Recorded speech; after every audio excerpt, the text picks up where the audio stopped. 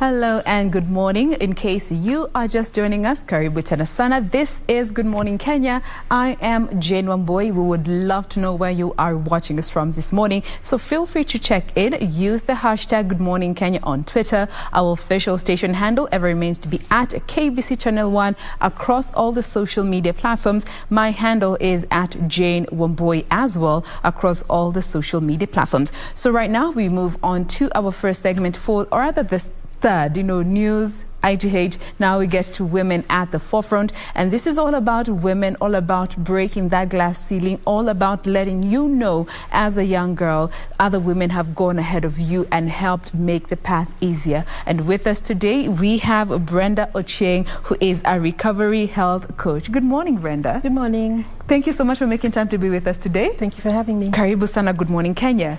Are you on social media? Yes. How can our viewers be able to interact with you on their socials? My name is Atieno Tatien on Facebook, at Brenda Ochieng on Twitter. All right. And Brenda Ochieng on Instagram. Fantastic.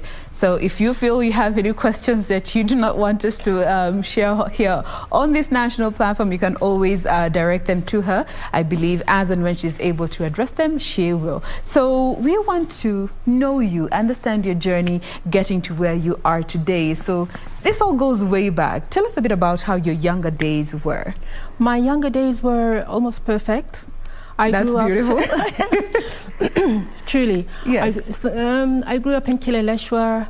I had the best parents ever that gave us everything that we needed. I went to good schools like St. George's and Kenya High, and I lived in a really nice neighborhood. I remember at the time gates used to be this high, really this high. So, security and all that kind of thing. Yes. Yes, so my earlier years, I remember them with fondness. What are some of the, everyone growing up, we always have our own childish issues that we're always like, oh, I don't like this, I don't like that. Did you have those experiences as well? Yeah. One funny thing despite being in that perfect environment, I used to feel as though I'm a creature from outer space. I never quite fitted in. Yeah. I just seemed to be different from my siblings. The way I viewed life, the way I viewed anything seemed to be very different.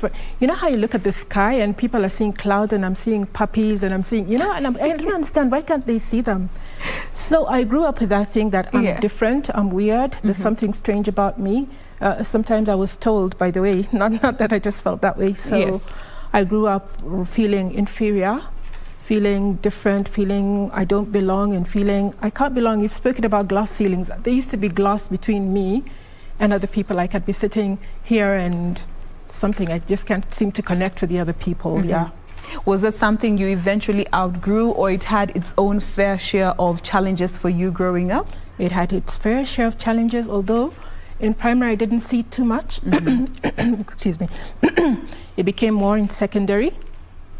And in adulthood, this is quite unconscious what I was doing. Yes. In adulthood, what then happened is that I just veered towards people who then understood me, who then seemed to be not quite the norm. Like-minded with you. Yes. And so I've tended to walk the path less trod. And that had its challenges coming from a family that is so, solid, so, dad's a lecturer, this is the way we do things, we go to school, we go to campus, we become professional. I went my own way and definitely had its challenges when, you hit the stormy seas and you don't get that support. And how was that for you? Because most of the times whenever you hear of children who have decided to be quote unquote the black sheep of the family, most of the times we always think it is the boy child, because that is what society has taught us. Women, you're supposed to sit down, conform, you are to be heard and not to be seen and not to be heard. Yes. Given you were the one who was experiencing this, maybe you could take us through your encounter with the different spaces and different challenges that you got to experience that, had to make you relearn things the hard way. It starts right with, in high school, I started to hit those snags because I didn't want to do the subjects which I was being told to do. I was supposed to be a lawyer now that I talk so much. Didn't want to do law. Wanted to do the arts. Art, music, languages, French, German, that kind of thing. So it started right there. That I am pushing against the current, wanting to go a different direction, not being able to then meet the standards of people who have my best interests at heart, and then feeling like a failure because of that. And eventually then in adulthood, suddenly breaking away and decide, you know what, I'm going to showbiz anyway. I'm going to do the arts. I'm going to go to Nairobi Theatre Academy. Otherwise, I was just always sad, always, there's this battle inside that that I can't quite put a finger on. And I would get sick, and then there's nothing wrong with me, because it's psychosomatic. It's not a real sickness. So I'd be called a hypochondriac, but the sickness was soul sickness. They always say trauma is your inner child trying to speak with you. Oh yeah. Now, given today you are a recovery health coach, this goes way back to your own personal experience. When you ventured into this other space, the arts, the entertainment industry, was this the first space that you first interacted and got to experience alcohol specifically, which is the one that you majorly deal with? I first experienced alcohol when I had left school and I was working in Mombasa. That was very social. Somebody took me to a disco where I'd never been, and of course I couldn't dance because in our house we don't dance. So he took away my Coke and he gave me alcohol, and after that I could dance very well indeed, I tell you. And those are the days of breakdance. You can imagine the moves. So, but he was a responsible person. Yes. And it wasn't like we partied every weekend or something like that. So I was never into it. No, I didn't even like the taste of it. Unless it was sherry, then it was sweet, but I never really saw the need to, really get into it. Much later, in my mid-20s, when I decided, like I was saying, to break away and go into showbiz and everything. First I was an actress, doing on Nairobi Theatre Academy, the French Cultural Center, that kind of thing. Eventually I veered into the fashion industry. Yes. That's where I met vodka. Hold it right there, the V word, vodka. We will be talking about it in a bit. But first, we want to catch a very quick breather. Remember, this is Women at the Forefront, and this is a safe space for you as a young girl or even boy, for that matter, to just be part of this discussion, get to learn from our guests' experiences, and, help yourself avoid some things that you don't have to experience the hard way. So stay with us. We will be right back.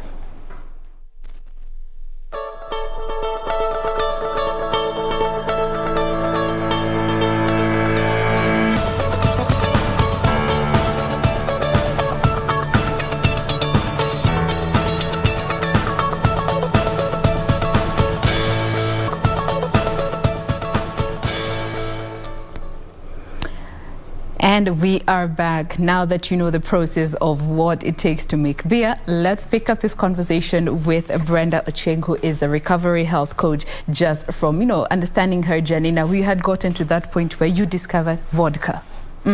How was that interaction? Initially, as usual, not interested.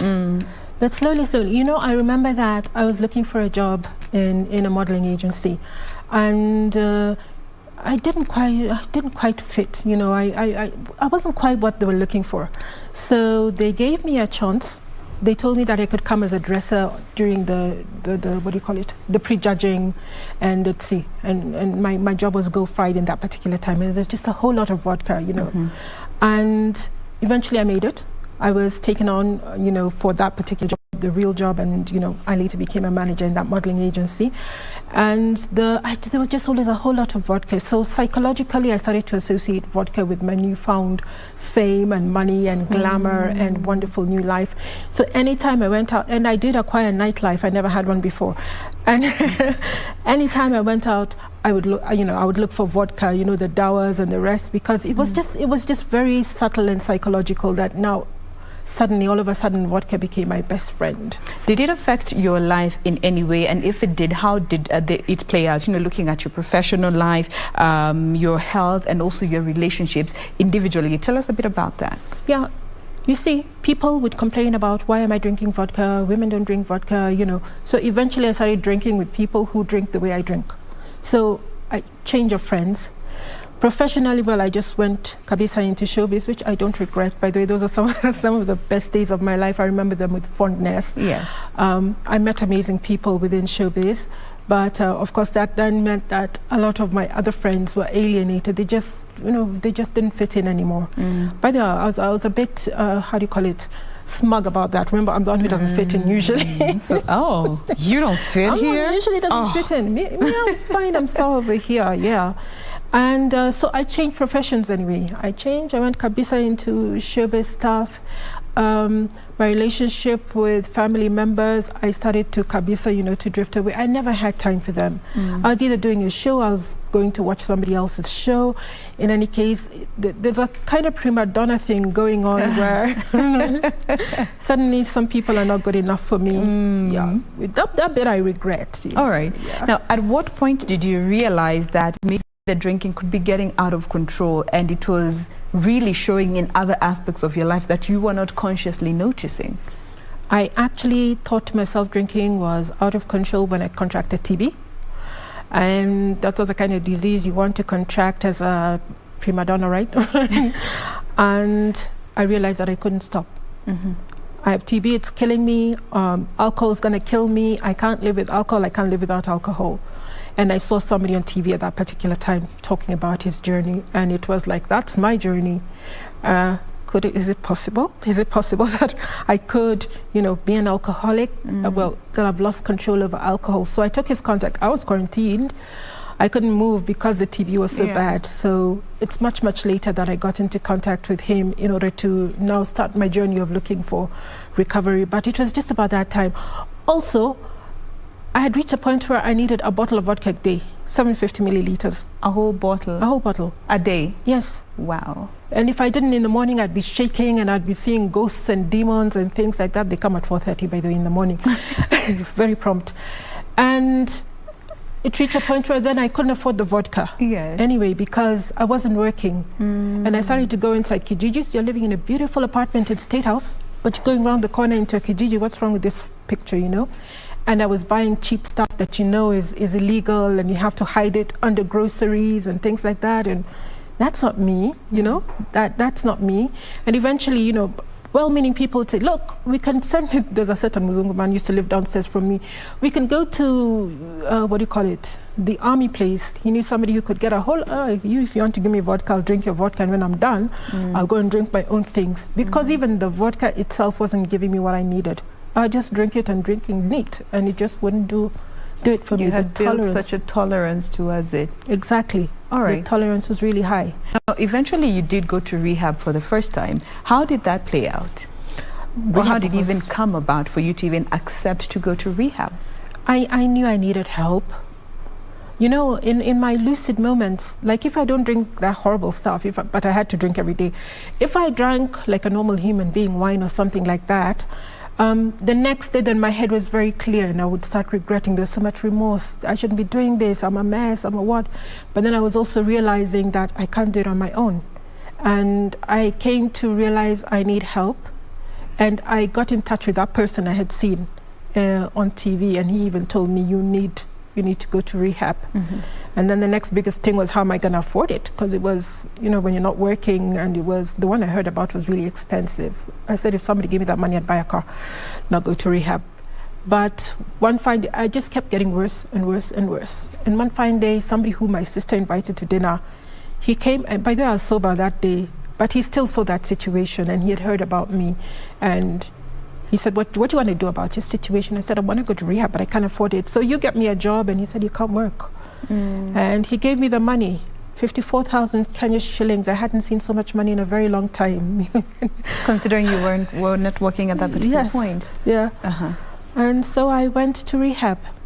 Yeah. Now, rehab is another area that most of us, or rather most of the people who haven't interacted with any forms of addiction, have no idea what it looks like or what goes on in a rehabilitation center. What was the experience there? Just looking from what you experienced, did you find there were some loopholes in the rehab itself? I must say I was also scared. I thought I'd find mad people there. I thought, I don't know, they would force us to go into a chapel or something like that. An addict, you and God are parallel. So I crept there before even being admitted to just see what it was like. The first biggest loophole I saw was a really hole in the wall. I mean, in the quite literally.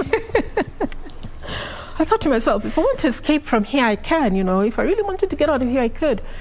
The other loophole there are many. I have a whole video I created about loopholes in rehabs. But nevertheless, okay, let me talk about the loopholes. The loopholes is the program was not really geared towards women. First of all, a lot of women have issues, for example, issues of abuse and things like that. And now if you're going to teach us about that, and we're together with men who are going to be giggling and leering, you know, you're not going to... the purpose. Exactly. Women have very specific needs, and there needs to be a program, or at least a section of the program, that just focuses on the women and the women needs, which was not there at the time I went to rehab. That was way back, 2006. Yes. They did their best at the time, but those are the two major things that I saw. All right. Yeah. Now, you have gone through rehab. You managed to go through the whole stay. You got out. And we find so many people struggle with relapses and just staying true to the journey. How was your experience after you got out of rehab? I relapsed. I relapsed also. And I know that a lot of it has to do with me. With me not doing step 4. We do the 12 steps of Alcoholics Anonymous. In step 4 is when you get into the nitty-gritties, because everybody has a reason why they drink. Yes. And why they continue to drink despite the adverse circumstances or the adverse problems that it brings them. That's why you now start being called an abuser or an alcoholic. Because if I sat on this chair and it broke today, and tomorrow I sat on it and broke, I think I wouldn't sit on it again. So why do I keep on drinking despite the adverse effects? It's because... I've lost my thought. But... You relapsed after you have gotten out of rehab. Yes. So in step 4, you go into the nitty-gritties of why am I drinking? What is the real reason why I'm drinking? Honestly, if you had looked at my circumstances at that particular time, you would not have understood what is it that depresses this girl. I live in an apartment in State House. I can see Kibaki's lawns. I mean, I have everything. I have loving parents. I had a very loving sister who used to support me through all of this, taking me to hospital, and yet I'm not making myself sick, things like that. So what is the real reason? You wouldn't have found it in the present. The problem was way buried, way back. Deep-seated. Deep-seated. And much as I say I learned to drink vodka when I went to the fashion industry, I won't blame the fashion industry because the stage was already set. The stage was already set for me to become... That. Yes. Yeah. And now what just happened was that there was a matchstick here that just ignited the whole thing, the availability. Because my parents are very religious, they're very, they read the Bible and everything. There's no alcohol in that house. So there's no way that it would have happened earlier than that. All right. Yeah. So now you are out, you have relapsed, you're struggling or having those challenges once again. Did you go back to rehab, or what were the steps you took moving forward from that particular point where, you had fallen off the wagon? Yes, I went back to rehab. Mercifully, I was able to go back because we always say you don't know which of your drunk is the last drunk. People come out, relapse, and they die. I know 17 from when I went to rehab that, died. Mercifully, I was able to go back to rehab within 6 months of my having left the other rehab. And you went to the same center or yes, a different one? It was the same center, but the same rehab, but a different center. Oh, okay. Yeah, because they had opened one in Ridgeways. All right. So I went there, and the counselor, who is the person I met the first time I went to peep and see what a rehab looks like, he was now the admin, and he told me, Brenda, this site is too familiar. What site? You coming alone in a taxi with your suitcase and saying, admit me. And I said, who did you want me to come with? You see, both times I took myself to the rehab, both times I realized I'm the one in the problem, but how did I relapse? So the second time, he pointed it out to me. He kindly told me, this is where you went wrong. You didn't do your step 4. We're not allowed to fraternize, but me, I just like somebody by my side. So I had this friend who we were like, if you see one, you see the other one, You see this one, the other one is somewhere around. And sure, it interrupts your program. Yeah. I remember one time, he allows me to say this because he allowed me to write it in my book, the book that I wrote. I remember one time we were vying for, presidency, we have, roles and yes. And he stole my seat. You can imagine. So, okay, we are fighting, and people are taking his side and other people are taking mine. There was no program going on for at least 2 weeks, I tell you. And me, I fight. You're competitive in nature. Yeah. I mean, you don't take what belongs to me, how dare you. So the disrespect. For 2 weeks, really, there was no program going on. And I mean, you have 3 months. When your days are 90, go. So all of those things I lost out, you know, I affected my program when I was there. Also, I was very, let me just say dishonest. I don't think I was very realistic about even who I was. Now that I'm so used to being rejected, I kind of say things which are not lies, but they're not quite the truth either. So my story, even just saying what job does your mom do, what job that, I'll embellish it, and I hadn't really come to that point of real honesty, the nitty-gritty, the good, the bad, the ugly.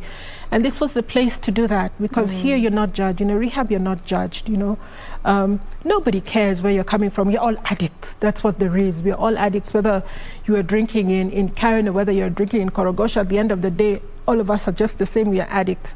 In any case, by the time you rehab material, you're not drinking champagne, You've really gone down and you're somewhere down there. It doesn't matter where you're coming from or where you started drinking. Do you think that, not being honest with yourself to start with is one of the reasons that kept you going back, or maybe it was part of the reason as to why you relapsed after you left the program, that reintegrated back with the community? Totally misunderstood. Totally misunderstood. Totally misunderstood. I mean, if before I felt like a peg in a round hole, then when I became an addict, it was even worse. And many people didn't know I was drinking. That's the other thing, because I became a closet drinker. Yeah, once my drinking was a lot, and I don't want to be judged or asked questions, I drank more and more in the house. So people just saw erratic, weird behavior. Now you see her, now you don't. Sometimes she's rude, sometimes she's nice, sometimes she's not there altogether, So they didn't understand me. All right. Anybody who knew I drank, women are not supposed to do things like this. We do not drink. It's taboo. Taboo, So a lot of that was going on, and I just became more and more isolated. I just said I don't want to go and make amends. Like in the movies, at in Knock Knock, Jain. Remember me, I'm Brenda. I stole your chickens. I stole your chickens. Yes. It's because I was an alcoholic, and I can't replace the chickens, but here's 25,000 Kenyan shillings. You have to actually make the amend. You have to make restitution. You have to make restoration. And if I don't have it then I can make a commitment that I will. Towards, And people chase you away, of course, because many people don't take your word. Your word means nothing, because when you're drinking, you said from past experience. Many things, You promise so many things and you don't do it. Even just showing up, when you said you show up, you didn't do it. And then you feel bad in that instance, but you knew you did the right thing. And I think when people think about it again, how many people can dare show up here and try and make an amend? So they rethink things. So you're empowered to, okay, me, I've tried. So if you're rejecting it, that one is yours. I'm moving on to the next person. But you individually know I tried. I tried, and I can look you in the eye next time I saw you. You'll look down because you chased me away. Remember. All right. So you managed to see yourself through the second session, and you completed the whole rehabilitation time that you were there. Yeah. Then you got out. How was it the second time round? The second time was much better. I went through things. I always thought, for example, we talk about reservations. What can make you drink again? I thought if I lost a loved one in death, I would drink again. But I lost my brother and I didn't drink over it. He died a slow and painful death. The one who used to follow me, I never drank over it. I was sober the whole time and able to do my duties and my things that I'm supposed to do. Because once I start drinking, I'll probably just resurrect after the funeral is over and everybody's mad at me. Many things also happened. My mom got very sick, had to be admitted. I didn't drink over that. Good things happened. My sister got married to that same person who took me to rehab. Big wedding in Serena.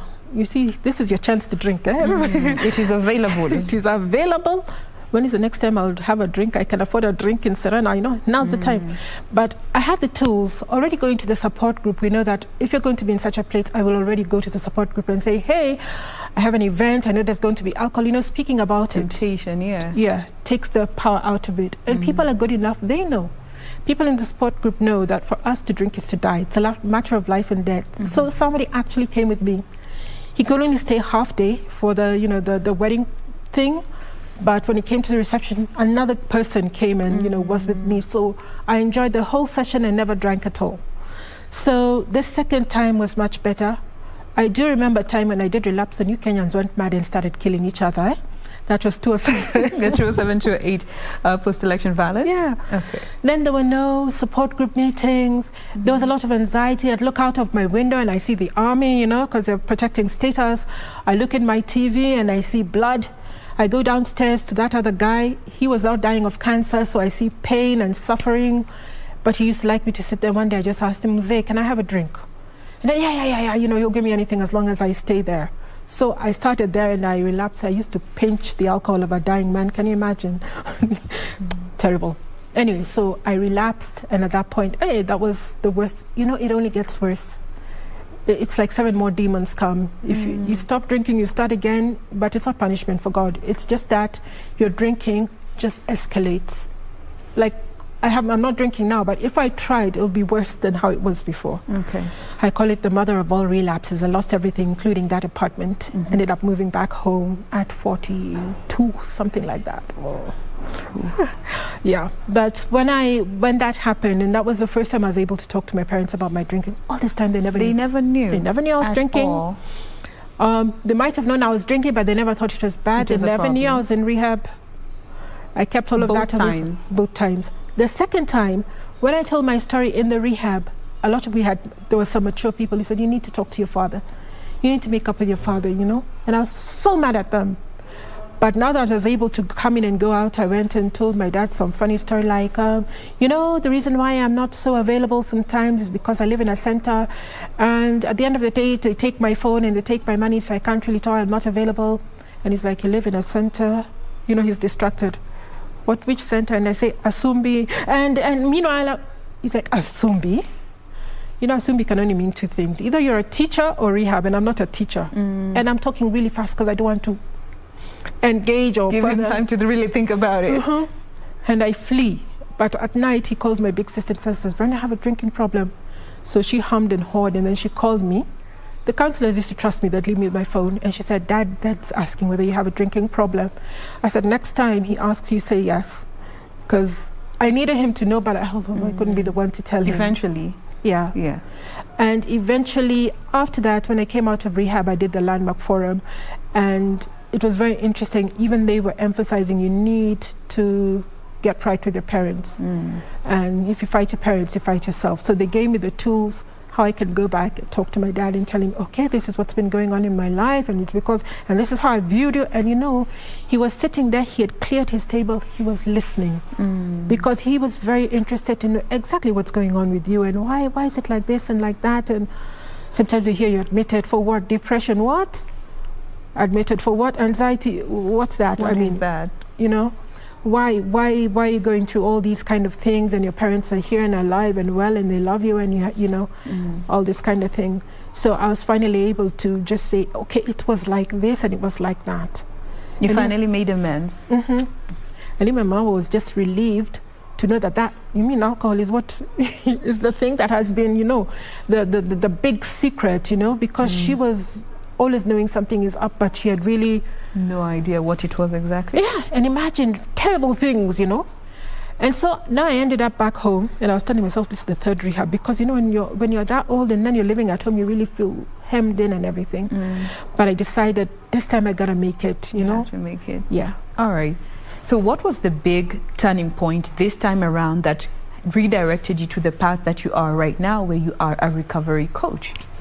Well, one big thing is that when I found that guy again, the very one who I was seeing on TV, his name is David Ogot, and I looked for him, and actually he used to come to the rehab, but when I relapsed, I didn't tell him, I just disappeared. And now I looked for him again, and he told me, look, you need to get involved. Yeah, I'm in step 12 of Alcoholics Anonymous, is that you have to help the still recovering. I mean, they're still suffering alcoholic. It's a paradox. We keep what we have by giving it away. If I don't help other people, I won't stay sober. So he had this thing. There was somewhere called Maisha House where he used to go. It's a drop-in center. People would come in every day, and he used to go there, and he told me, you have to come. I mean, you come every day, help us with this.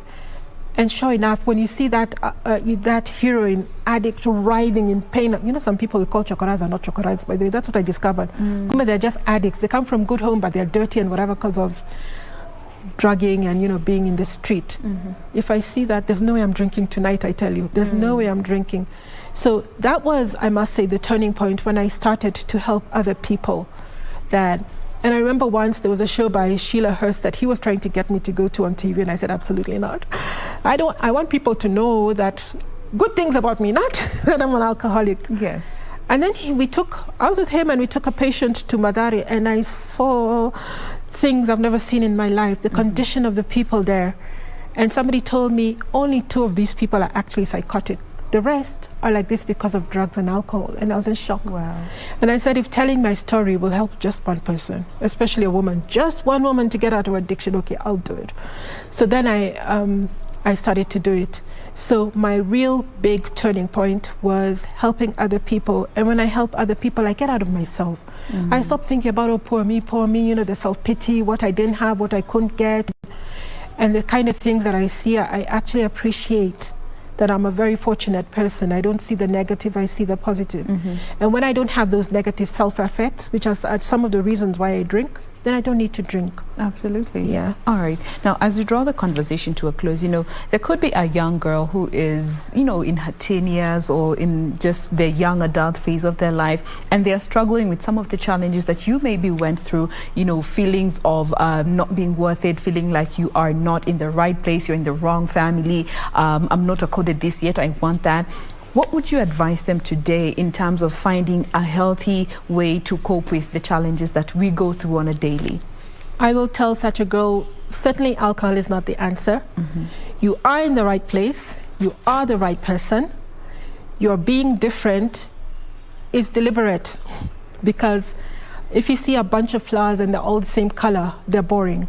If there's a few reds and a few greens, then it's good. You're different. You're not weird. You're unique. You're in the right place at the right time.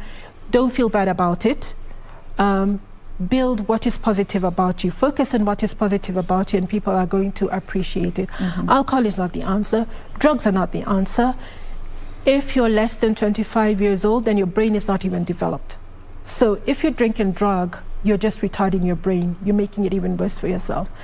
There's a lot of support groups. If you call 1192, that's the NACADA helpline. It's toll-free. When you're feeling bad, call that number. You will always find a counselor. You will always find somebody to talk to. You'll find somebody who will redirect you in the right place. Look for me. I will definitely walk with you, and I will walk with you just with absolute empathy of knowing what it is like to be a little girl who doesn't seem to fit anywhere. But I promise you, there is nothing wrong with you. You are unique. You are special. You're God's child, and you just keep doing the right thing. All right. And what about those that are also struggling with relapsing? Yes, they know it is a problem. They have gone to rehab, gone through the entire process there, coming out, getting exposed to the same environment, falling back, and, you know, relapsing. That vicious cycle keeps going. How would you advise them to go about finding a healthier way or something that is better for them that will help them not relapse again? Relapse means that you're not your treatment was not adequate. So you've been treated for alcoholism, but there are other things. Many times you have other things. Be addressed? Yes. Okay. Maybe you have a personality disorder, maybe you have a mental disorder, you have depression, you have some early onset of schizophrenia, you have bipolar. All of those things were supposed to have been treated concurrently. If they were not, then you're going to keep going back to alcohol because you're actually self-medicating using alcohol. To numb it all. Yeah. Okay. To numb it all. If you're feeling depressed, you'll take some shots so that it brings you up. When you're too hyper, you're going to take a lot, because alcohol then is a depressant to bring you down and let you sleep. If you go to a doctor called a psychiatrist, don't fear that name. He's just a doctor. He'll give you medication which is going to help you stabilize your moods, and you're not going to need to do that. Okay. Relapsing, don't judge yourself and make yourself feel bad. It just needs that you need to be treated more. Okay. There is a place called Nuhealth in Kitisuru that focuses on stage 2. And they really help people who are actually relapsing a lot. You've been to rehab, but then you can't seem to maintain. So you stay there and they help you with, explore what is it. Is it your family life? Is it these things about land inheritance? To find the root cause of what makes you keep going back. And then takes you out of that situation into a very beautiful house and a very beautiful, environment, and they walk with you. And it's not like a rehab because you're not, locked in there. You can keep going back, making the negotiations, coming back again. And you don't walk it alone. If you try and walk it alone, you'll never make it, because alcohol is too big. It's bigger than you. It's bigger than me. We walk together, and we look for the help of a higher power as well. All right. Now, finally, when it comes to now the family and people that surround this individual who may have gone through their fair share of challenge dealing with alcohol or any other drugs, understanding or just being conscious of what this particular individual could be going through, what would you advise the family and friends of those that surround people who have struggled with addiction? Addiction is a family disease. This person came from your family, right? And they're coming back to your family. They have their drinking has affected you. So I'm an alcoholic, you're part of my family, you're a codependent. You're dysfunctional, even you. Yeah, my drinking has made you dysfunctional. Or maybe you're so dysfunctional that I started drinking. In any case, we need to that heal. is deep. In any case, we need to heal both of us. Yes. If you just send me off to a rehab and then you go on with your normal life, it's not going to work. When I come back... And then bring you back to the same setting. You're the same person who's going to make me relapse. Because for one thing, you don't trust me. You're going to deal with me the same way. You're going to be hiding your phone because, yeah, this is a thief, this is an addict. She might just steal my phone, and I will see. I will see that. So I'm going to feel bad about that. You also need to be treated. Yeah, it's a very good... I mean, many rehabs have family day. They'll bring you in. But it's not enough. 3 months are not enough. 3 sessions are not enough. Because this person has been drinking 10 years. And probably her issues, like I'm saying, started way back then when she was a child. There's dysfunction in the whole family setup. So it needs to be continuous. The family needs to heal, same as the addict is healing. As the addict is going to places like Alcoholics Anonymous, which they must do for the rest of their lives. The family needs to go to places like Al-Anon, which helps the family, or Codependents Anonymous. And you'll find that they won't want to go. They say, me, I'm not sick. It's just, you're all sick. And that's not a denunciation and a death knell, and it is just, I mean, sickness is just there for everybody. Some of it has to do with the mind. By the way, addiction is a disease. Yeah. And it's a disease, it's a brain disease. Yeah. So if you just look at it as a sickness, this person is sick, the same way you would take the one who has cancer for their chemo and for their whatever, the way you will take me to my physiotherapy. Even when I don't feel like you're the one who's going to say, you gotta go, otherwise this leg is gone. It's the same way. Right. Support them, help them to get to the AA meetings, and don't judge. And then you go for your meetings, you'll judge them less when you realize working a program is not that easy. Yeah. Yeah, your object keeps pulling you back. I keep wanting to go back to the same ways of talking and behaving. It has to be an entire change. Yeah, I can't say I've stopped drinking and yet I'm back with you. On Facebook, I'm Atieno, Tatien. On Twitter, at Brenda Ochieng. At Instagram, Brenda Ochieng. All right. So want to continue this conversation with her, feel free to do that. I believe once she's able to get back to you, she will in good time. We have been speaking with Brenda Ochieng. She is a recovery health coach. Thank you so much once again for making time to be with us today. Thank you very much. This is Women at the Forefront. Again, getting to learn from the brilliant women that get to join us here on set, and we learn from their own individual journey in getting to where they are today. So that is that in regards to Women at the Forefront. But of course, we have so much lined up for you, so do stay with us. We are taking a very quick breather. We will be back with more.